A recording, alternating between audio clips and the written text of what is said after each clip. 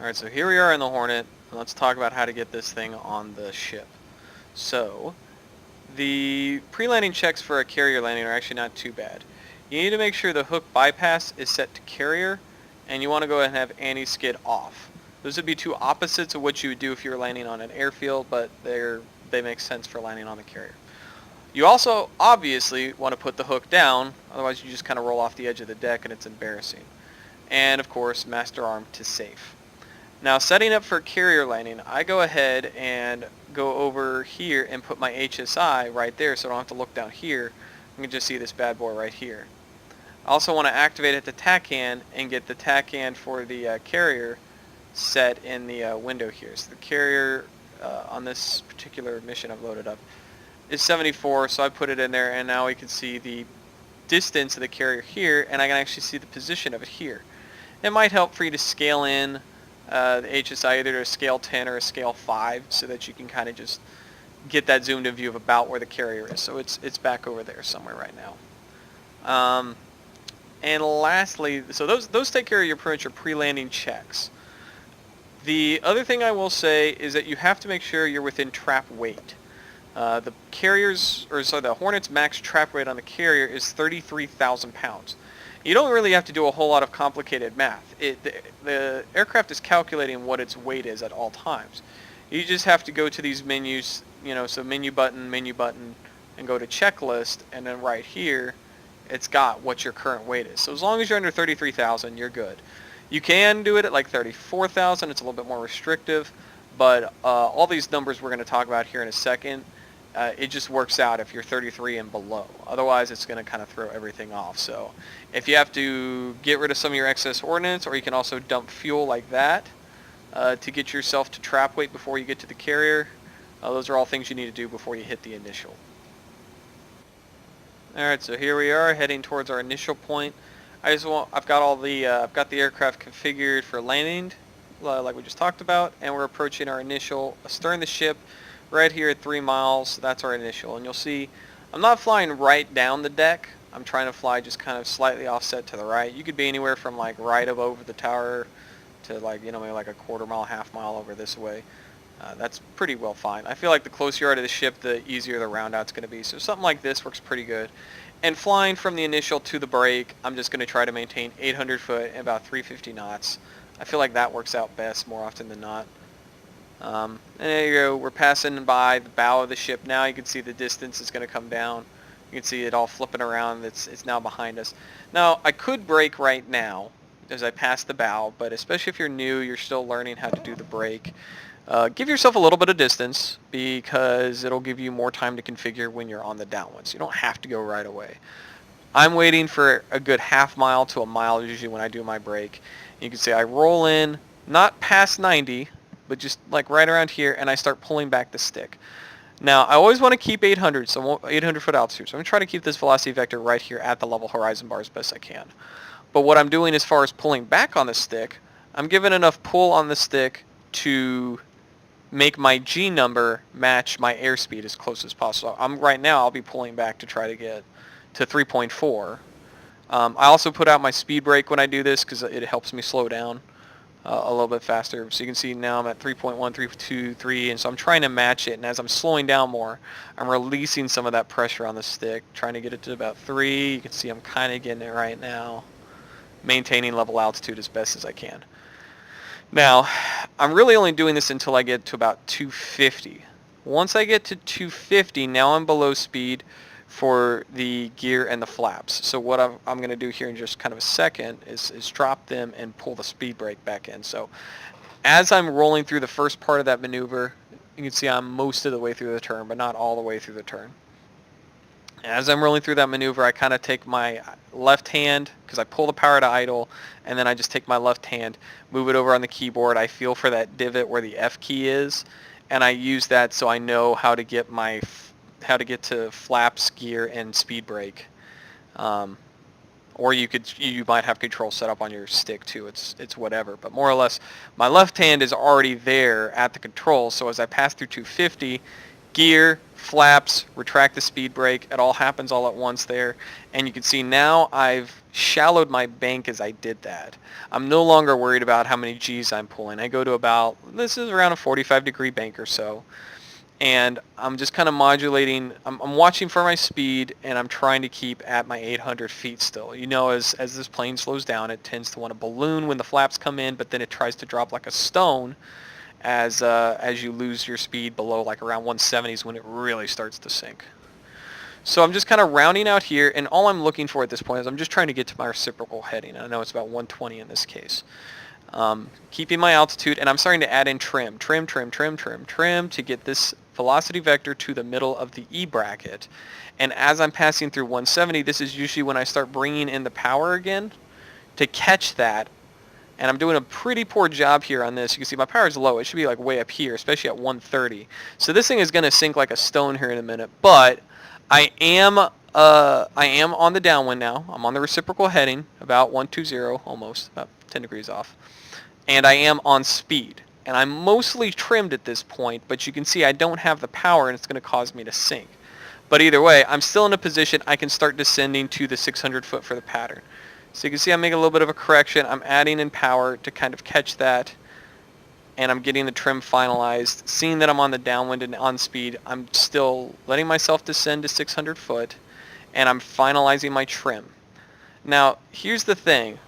Once I kind of get this trim here, where the velocity vector is in the middle of the E bracket, at this point, I'm going to stop using the stick for pitch. I do not want to pull up or down on the stick almost at all. If you do, you're actually going to be fighting the aircraft. Because the big thing is I want to maintain angle of attack. And if I've trimmed, so hands off, it stays there, anything I do from this point to use pitch is actually going to be fighting the flight control system. So instead, what I do, if I need this velocity vector to go up more, I add power. If I need it to come down more, I reduce power. And it's simple as that. And that was one of the hardest transitions I had to make when flying this plane, is to stop pitching with my right hand, but to use power instead in this landing configuration. It will work out a lot better. So seeing now that I'm coming up to my 600 foot, I need to get this to level off.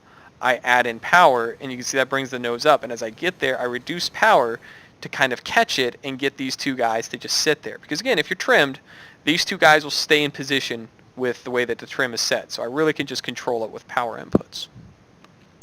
But you can see I've gotten myself in a position here. I'm abeam the landing zone, so this is where the 180 is. I'm configured to land. I'm on speed AOA trimmed at 600 feet, so this is exactly where I want to be. So as I pass through the 180, I need to start turning in towards the deck. So I'm going to start a bank to get this little arrow to the 30-degree mark. And you can also see here too, this is another important thing. The Hornet, this maneuver I'm about to show you, the turn-in works best when as you hit the 180, you're at 1.2 nautical miles. That seems to be the math where this works out the best. So again, you can do the break that I did before. You can do it however the heck you want. But as long as you get to the 180 and you're at 1.2 nautical miles, the rest of this stuff will work out really awesome. So, you know, modify your brakes however the heck you want to do. So from the 180, starting a bank here, automatically the plane is losing some lift component here, and it's going to want to sink. So as I started the turn, I bump in just like the tiniest amount of power to kind of prevent that initial fall and then catch it with a little bit of power modulation. And what I'm really doing here at this point is I'm trying to control my rate of descent with throttle. So the ideal rate of descent is negative 500 foot per minute. And if I maintain 500 foot per minute all the way around, it would just work out super awesome. Easier said than done. And as you can see here, I hit 30 degrees, and I'm actually whoa, I'm not descending fast enough. So I take some power out. A little slow on the reaction here, but if you take it out too quickly and leave it there, you'll actually sink like a stone super quick. So you got to be careful, and in all honesty, what I'm doing here is I'd rather be high than low. If you end up high on this, it's a lot easier to fix than if you're low, because then you might just smash into the back of the deck or whatever. So in my opinion, too low is full power go around. Too high, you do have some chance to save it and still hit the deck. As long as you're not too heavy especially, you can hit the deck without damaging the airplane. So again, modulating my power to try to get 500 foot per minute. Now I'm just about the 90 right here, yeah, right about there. And so I should be at about 450. I'm a little bit high because my rate of descent was a little bit shallow for the first part of that turn. But here as you get to the 90, this is about the first time that you actually even need to take a look at the carry. Just kind of go, you know, am I coming in too shallow, too steep as far as bank is concerned? Am I going to arrive too early or later, that kind of thing. Just to kind of check on the situation, but then you quickly come back up here. And the biggest thing is if you keep right around 30 and right around 500 foot per minute, you'll be good. Now as I start coming in, I can start seeing the wake. This is where I'm going to really start checking to see, you know, do I need to modulate this? What I do here is I was high just a little bit, but now I'm letting my velocity, my vertical velocity, get away from me, and I'm sinking a good bit. And this is actually going to put me just a wee bit lower than I want. So I should have caught this sooner. 800 is a very steep descent rate, so I don't want that. But especially now, as I'm coming out here, I'm checking to see, do I feel like I'm going to round out in line with the angle deck? And so do I need to steepen my bank a few degrees or shallow it a few degrees just to kind of make that round out? And that's something that'll come with a little bit of practice just to kind of get a good idea of, you know, so like right here, I actually look like I'm pretty solid. This is a pretty good position to be in as I'm passing through the wake to just kind of see straight, you know. I feel like this bank is going to take me right to the point I want. But I am getting low and I'm descending too quickly, so I should have added in more power sooner. Now here's the other thing to note. You can see I'm just about to the point. I'm going to start rounding out my bank, and I should come in right in line with the angle deck. As you start to level the bank out, though, you can expect that velocity vector to shoot up and you to start climbing even if you keep the power the same.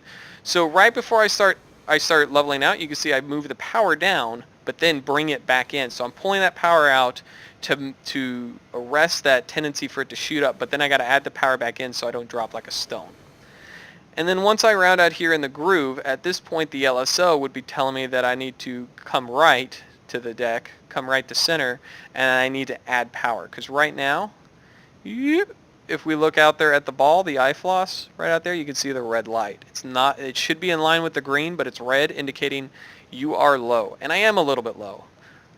Not terrible, this is fixable low, but still it's all because I let my vertical velocity go too much. So again, favor on the side of less than 500 rather than more than 500, but 500 is definitely the magic goal. The other thing I'm doing here is as I get to this point, I find that the sweet spot is to get the center of the velocity vector right about there. Kind of like right, maybe just a little bit above the wires, but definitely kind of halfway between the end of the deck and the wires. If you get the velocity vector to about that point, with it centered in the E bracket, and you slam on that deck and the hook is down, you will almost guaranteedly capture a wire. The big thing is that angle of attack, because it's basically the angle here of the airplane to the horizon or to level. And if the airplane is, you know, pitched too far up, that hook's going to hit the deck too hard and it's going to bounce up and fly over top of all the cables. Whereas if you land a little bit too relatively level, it'll just kind of skim over top of the cables and it won't actually grab any of them. So the number one things at this point is to get this guy right above the wires and in line with the E bracket. If you do that, you're probably going to round out just fine. So as I come in here, I added in a little bit power. You can see I'm keeping the velocity vector a little bit high to make up for all that altitude that I lost by mistake. But now I'm bringing it into position just kind of centered right there, and as long as it's in position, I should hit the deck, and you can see I've already trapped a wire. Now I trapped the number 1, which is not ideal. You want to trap either 2 or 3, but again, I came in low and shallow there, and that's why I hit it. But I came in with the E bracket that was centered, and again, the big thing there is on short final, really, really, really important that you just manage the velocity vector with power only. If I start pitching, that's what's going to make the nose come up or down too much, and your angle of attack is going to be weird, and it's going to cause the hook to bounce and skip off the deck. But again, center it on the E bracket, center it on the right place on the deck, and just add full power as you hit, but you should see yourself come to a stop, so power idle, and there you go. That's how you make the carrier break in the Hornet.